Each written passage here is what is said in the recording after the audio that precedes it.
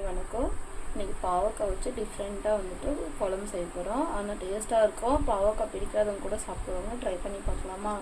பாவக்காய் நான் 3 குட்டி குட்டியாக கட் பண்ணி வச்சுருக்கேன். அப்புறம் வெங்காயம், தக்காளி, பூண்டு அதையும் குட்டி குட்டியாக கட் பண்ணி வச்சுருக்கேன். அப்புறம் புளி கொஞ்சம் ஊற வச்சுருக்கேன். நான் கொஞ்சம் தான் செய்ய போகிறேன் இன்றைக்கி, அதனால் கொஞ்சமாக புளி. ஒரு சின்ன பேன் வச்சு அதில் எண்ணெய் ஊற்றிக்கலாம். தேவையான அளவு எண்ணெய் ஊற்றிக்கலாம். எண்ணெய் நல்லா காஞ்சதுக்கப்புறம் எண்ணெய் ஓரளவுக்கு நல்லா காஞ்சிருச்சு. இப்போது இந்த பாவக்காவை இதில் போட்டுக்கலாம். பாவக்காவை அதில் நல்லா போட்டு ஒரு 5 நிமிஷம் நல்லா அதிலே வேக வச்சு எடுத்துக்கலாம். இந்த எண்ணெயிலே நல்லா ஒரு 5 நிமிஷம்.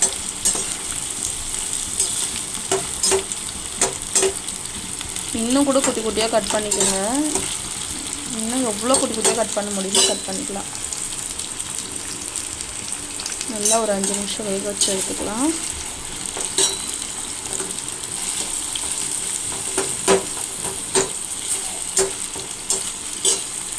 பாவக்காய் நல்லா வதக்கி ஒரு கப்பில் எடுத்து வச்சுக்கிட்டேன். எடுக்கும்போது காட்டில் அதே பேனில் கடுகு,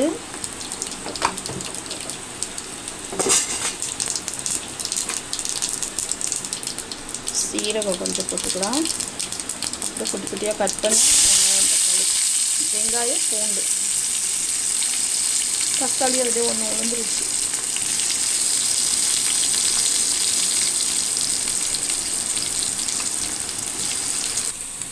இப்போ தக்காளி போட்டுக்கலாம். இல்லை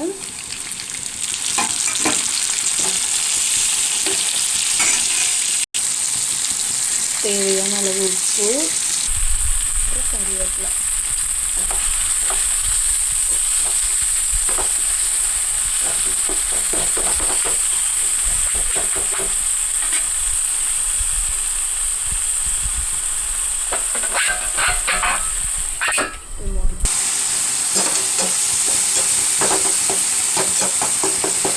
நல்லா இந்த அளவுக்கு விளங்கிருச்சு.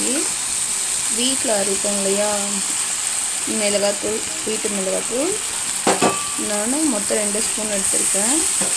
காரத்துக்கு ஏற்றது தேவையானது எடுத்துக்கோங்க.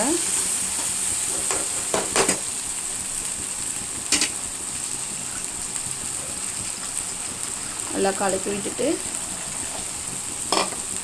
புளி தண்ணி ஊற்றிக்கலாம்.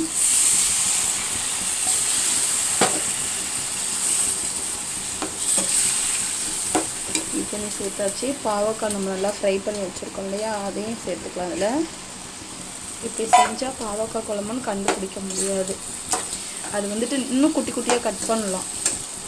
வந்துட்டு எனக்கு டைம் ஆயிடுச்சு ஸ்கூலுக்கு. டேஸ்ட்டாகவும் இருக்கும். நான் இது 2வது வாட்டி ட்ரை பண்ணுறேன். ஃபஸ்ட்டு வாட்டி ட்ரை பண்ணிவிட்டு 2வது வாட்டி ட்ரை பண்ணிவிட்டு தான் வீடியோ போடுறேன். டேஸ்ட்டாக இருக்கும். கசப்பு அவ்வளோவும் இருக்காது. இன்னும் குட்டி குட்டியாக கட் பண்ணால் அது பாவக்கானே கண்டுபிடிக்க முடியாது. நல்லா ஒரு 10 நிமிஷம் மூடி போட்டு வேக வச்சுக்கலாம். கொதிக்கிட்ட பச்சை வாசனை. பாவக்காய் வேகணும்னு அவசியம் இல்லை. நம்ம ஏற்கனவே பாவக்காய் வந்துருச்சு. இந்த பச்சை வாசனை புளியும் மிளகாத்தூளும் பச்சை வாசனை போகிற அளவுக்கு குழம்புக்கு இதுவாகனா போதும்.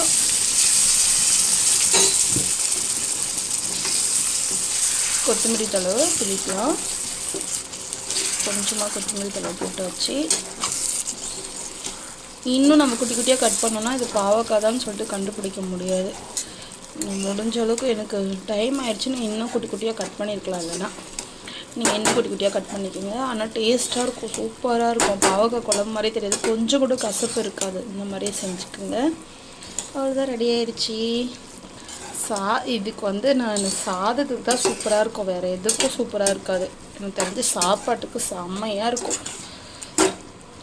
ஓகே, இதே மாதிரி ட்ரை பண்ணுங்கள். வீடியோ பிடிச்சிருந்துச்சின்னா லைக் பண்ணுங்கள். நம்ம சேனலை சப்ஸ்கிரைப் பண்ணிக்கோங்க. அதுக்கப்புறம் கமெண்ட் பண்ணுங்கள். பாய். நெக்ஸ்ட் வீடியோவில் பார்க்கலாம். ஆனால் சூப்பராக இருக்கும். நம்பி செய்யுங்க இந்த மாதிரி பாவக்காய் குழம்பு. பாய்.